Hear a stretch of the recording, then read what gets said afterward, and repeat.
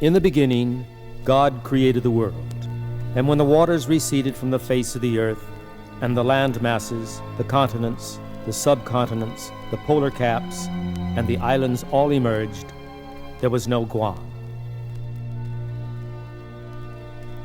But he built into the earth tremendous internal forces, which thousands of years after creation and thousands of years ago exploded through the ocean floor to build a sprawling undersea mountain range.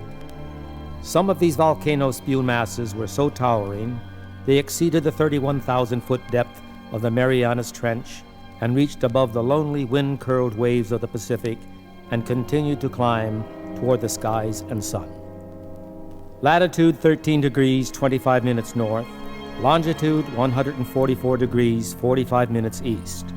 Where nothing had been, there came to be an island that upon the quieting of its volcanic furies grew a rich green mantle to cover the sprawling lowlands of the north and the majestic sharply etched spires of the south. The world had been given a volcanic gift of priceless beauty.